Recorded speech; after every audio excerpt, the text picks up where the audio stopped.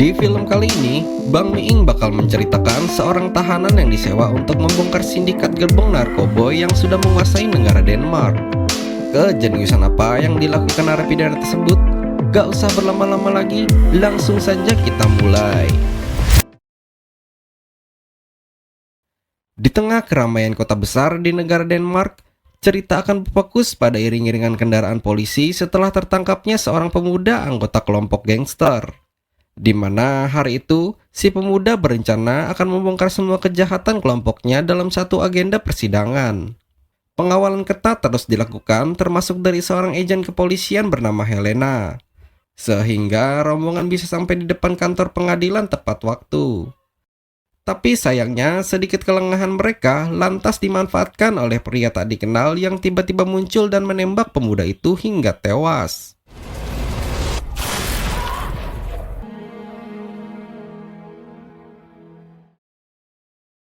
Cerita kemudian beralih ke sebuah lapas.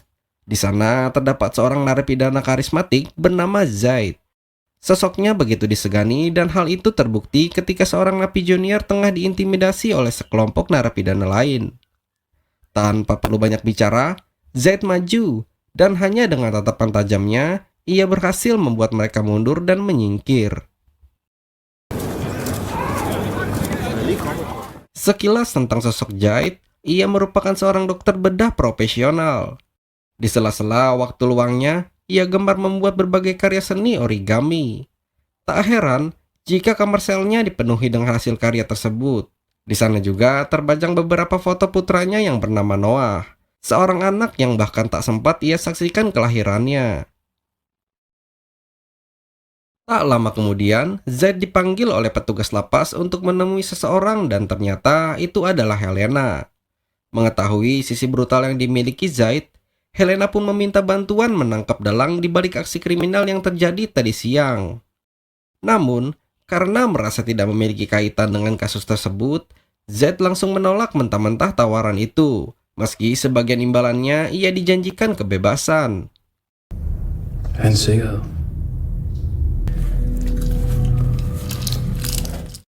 Malam harinya, Zaid tiba-tiba dipaksa oleh petugas untuk dipindahkan ke sel lain. Namun sel tersebut ternyata merupakan blok khusus yang dihuni para anggota geng. Saat melihat sebuah karya seni origami yang sengaja ditinggal di ruangan tadi, Zaid pun langsung paham bahwa semua ini adalah ulah Helena. Rupanya dialah yang sengaja mengatur proses pemindahan tersebut. Baru beberapa menit dari sel barunya, Zaid langsung didatangi oleh sekelompok narapidana.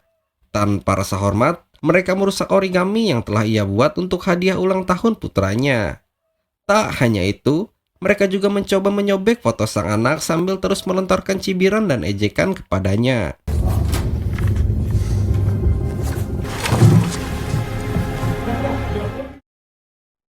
Meski para napi itu masih terus mengganggunya, Zaid memilih untuk mengabaikan mereka dan menelepon istrinya. Ia meminta maaf karena gagal memberikan hadiah ulang tahun untuk putranya. Di saat itu, Zaid hanya terdiam, menyadari bahwa perpisahan yang terlalu lama membuat hubungannya dengan sang anak begitu renggang. Bahkan, Noah sudah tak mau lagi berbicara dengannya meski hanya untuk sekedar menyapa.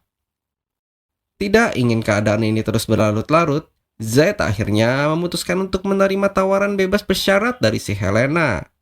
Namun sebelum bisa mendekati target utama, ia harus lebih dahulu menarik perhatian orang kepercayaannya. Sosok yang dikenal sebagai narapidana paling berkuasa di lapas itu. Tanpa membuang waktu, keesok harinya Zaid langsung menjalankan rencananya sesuai arahan Helena.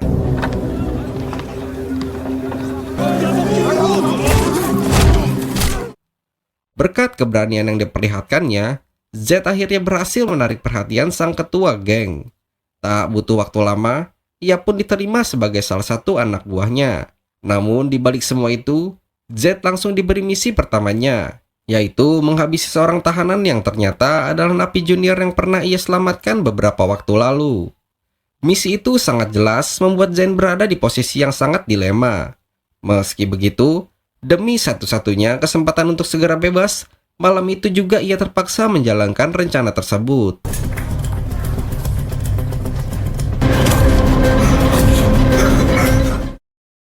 Singkat cerita, Z akhirnya dibebaskan dan tiba di sebuah apartemen. Di sana, ia bertemu seorang pemuda komplek bernama Didi yang dengan ramah mengantarkannya ke kamar yang akan ditempatkan tinggal barunya. Tak lama kemudian, Z langsung pergi menemui mantan istrinya bernama Sally. Di tempat kerjanya, saat itu, Sally ternyata sedang mengandung dan mengaku bahwa dirinya telah menikah lagi. Meski begitu, demi sedikit mengobati rasa rindunya, Sally mengizinkan Z untuk menemui Noah keesokan harinya, walau hanya bisa melihat putranya dari kejauhan.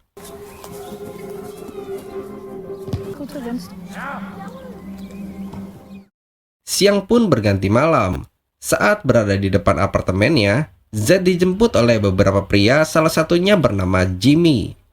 Tak lama setelah mobilnya melaju, suasana mendadak berubah menjadi tegang.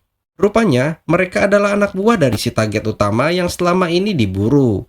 Karena itu, mereka sengaja memberikan Zaid shock terapi sebagai peringatan agar tidak berani macam-macam.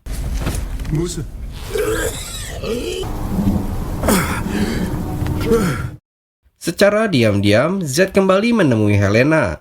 Di sana, ia dibekali sebuah GPS dan mikrofon tersembunyi yang akan digunakannya selama menjalankan misinya. Sesaat setelah kembali ke apartemen, Jimmy bersama anak buahnya datang untuk menjemputnya. Mereka membawa Zaid ke sebuah tempat persembunyian karena salah satu rekan mereka yang bernama Nasar tertembak dan membutuhkan bantuan Zaid sebagai seorang ahli bedah. Agar bisa melakukan tugasnya dengan fokus, maka Zaid menyuruh semua yang ada di sana untuk keluar sejenak.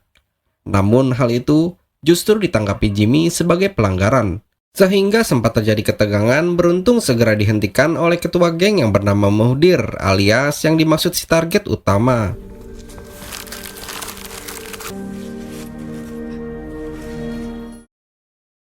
Singkat cerita, Muhdir sangat berterima kasih atas pertolongan Zaid dan akan segera memberikannya pekerjaan.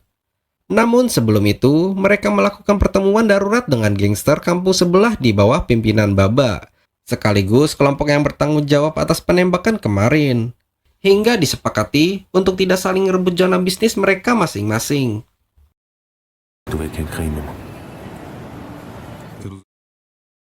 Usai dari pertemuan itu, Muhdir mengajak seluruh anggotanya berkumpul di suatu tempat.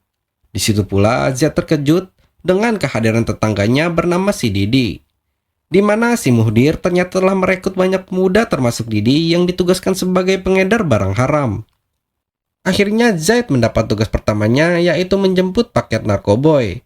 Lalu Zaid berhasil memasang GPS pada mobil yang akan digunakannya untuk menjemput. Setelah itu Jimmy pun datang mengancam Zaid untuk tidak bertindak macam-macam. Sampai di tempat tujuan, Zaid bersama seorang rekan yang bernama Rashid pun langsung mengambil paket tersebut dari sebuah truk pengiriman bunga. Yang di saat ia hendak membawa paketnya, tiba-tiba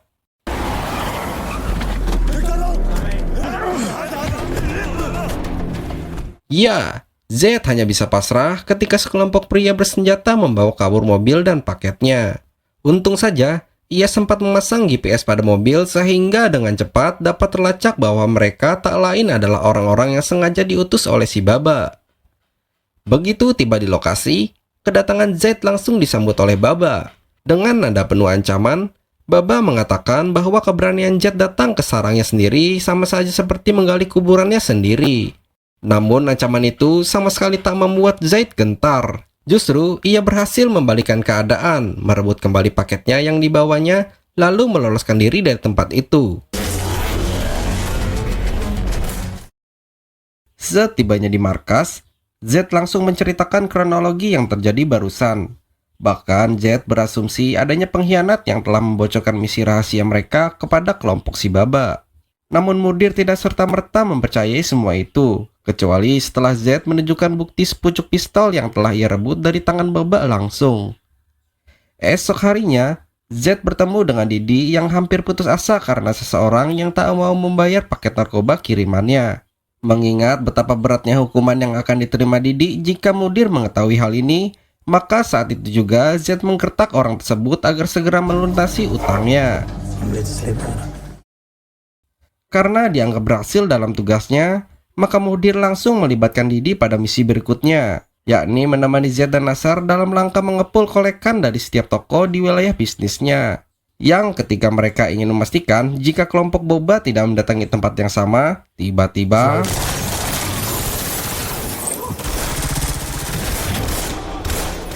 dan ya, Nasar pun harus mati tragis oleh serangan brutal kelompok si boba. Sementara Z berhasil membawa Didi menyelinap ke sebuah toko dan menyuruhnya pergi untuk melewati pintu belakang. Di sini Helena yang mengetahui lokasi keberadaan Z pun langsung melakukan penyisiran. Dan akhirnya mereka pun bertemu dalam keadaan masih baik-baik saja. Namun sayangnya, momen tersebut disaksikan oleh si Didi yang ternyata masih belum pergi juga dari sana. Singkat cerita, rekaman video yang Mudir terima setelah kejadian itu jelas bukti bahwa memang kelompok boba lah pelakunya. Sementara di ruang lain berlangsung obrolan serius terkait GPS yang belakangan mereka temukan pada mobil Muhdir, di mana hal itu membuat Z merasa bahwa penyamarannya akan segera terbongkar. Di tengah kecemasan itu, Muhdir tiba-tiba membawa Z dan Rashid ke sebuah gudang yang bisa dijadikan tempat integrasi. Rupanya dari rekaman video tadi, Muhdir menemukan indikasi bahwa belakangan ini Rashid telah menjadi mata-mata geng boba. Maka tak menunggu lama lagi, sebuah penyiksaan pun dimulai. Ketika Jimmy mengancam akan menyiram air mendidih itu ke dalam congor si Rashid, Rashid pun mulai jujur bahwa ia terpaksa melakukan karena boba telah mengancam akan menghabisi ibunya. Namun sungguh malang, pengakuan tersebut sama sekali tak berguna karena pada akhirnya Muhdir akan tetap menyiksanya juga. Apa yang baru saja disaksikan oleh Z membuat Z miris sampai-sampai ia berniat untuk membatalkan misinya. Namun di balik itu, Helena punya bukti kejahatan Z saat dulu ia terjerat kasus produksi kokain. Yang mana, berkat dari bukti itu, dia bisa dipenjara sampai 10 tahun lamanya. Sehingga tak ada pilihan lagi kecuali dia kembali melanjutkan misinya sampai tuntas. Keesokan harinya, Z memberanikan diri meminta izin Sally untuk membawa Noah ke sebuah wahana bermain. Ya, meskipun ini momentum kebersamaan mereka yang pertama kalinya, tetapi Noah terlihat begitu bahagia dan sangat senang bermain wahana bersama Zayn. Dan saat perjalanan pulang, mereka diganggu sekelompok orang yang tiba-tiba memberondong mereka dengan tembakan.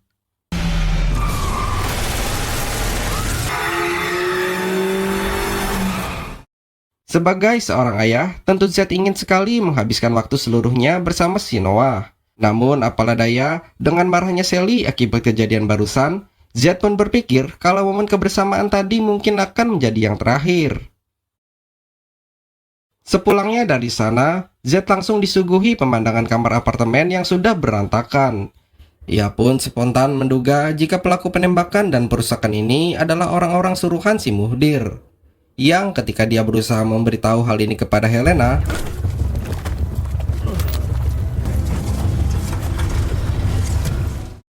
ya, dalam kondisi tangan terikat, Z dibawa kembali ke gudang yang tadi, di mana Muhdir lantas memberikan ancaman keras kepada Z lewat obrolan telepon. Dia akan segera menghabisi mantan istri dan anak sematawayangnya tersebut. Sementara itu, di balik kerasnya intimidasi dari seorang Jimmy, diam-diam Z mengerahkan segala kemampuannya untuk bisa terlepas dari pengikat talinya dan inilah yang terjadi.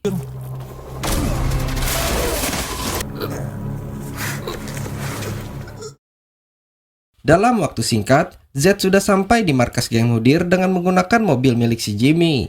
Lalu beberapa orang penjaga yang mengira jika dia adalah si Jimmy pun dihabisinya pula. Dan ya, Muhdir pun memberondong dengan tembakan yang membuat Z ketar-ketir. Beruntung Didi yang sebelumnya Z suruh pergi ternyata datang lagi untuk menebar ancaman kepada Muhdir.